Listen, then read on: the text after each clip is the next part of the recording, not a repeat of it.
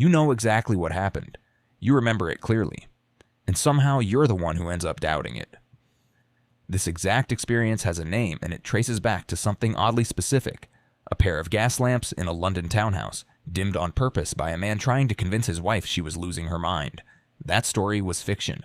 But last year, researchers finally explained the actual mechanism behind it, and why it works even on people who consider themselves too sharp to fall for it. By the end of this, you'll know exactly what that mechanism is, and you won't be able to unsee it again. The term comes from a 1938 play called Gaslight. A husband secretly dims the gas lamps in his house, then insists when his wife notices that nothing has changed and that she's imagining it. Over months, she stops trusting her own perception entirely. The play was fiction. The mechanism it described was not. Here's what a 2026 research framework finally explains that older theories couldn't. Gaslighting isn't really about lying convincingly. It's about a very specific kind of trust. When you form a close bond with someone, your brain does something efficient, and most of the time completely healthy. It starts weighting that person's version of reality more heavily than it weights other people's. That's not a flaw. That's what makes relationships function at all.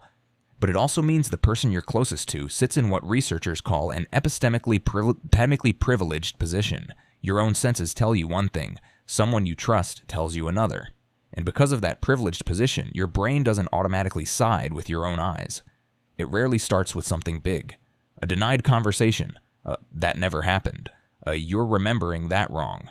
Each one is small enough to dismiss on its own, but each one is also a tiny prediction error. Your brain expected one reality, got told a different one, and had to decide which source to trust. Because the source is someone you trust, your brain resolves that error by adjusting toward them, not away. This is also why gaslighting rarely stays isolated to one relationship dynamic.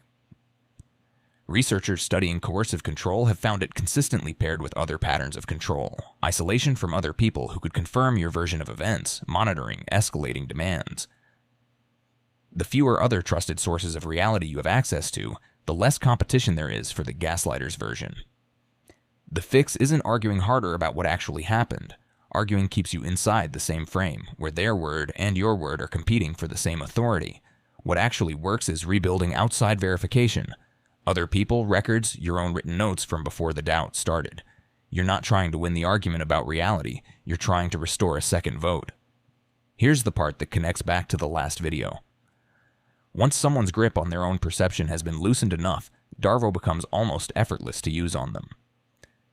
You've already been trained not to fully trust your own read of events, so when they deny, attack, and reverse the blame, part of you is already primed to wonder if you're the one who got it wrong. These two tactics aren't really separate. One softens the ground for the other, which means recognizing either one alone is only half the picture. The real defense is knowing both patterns exist and knowing which one usually comes first.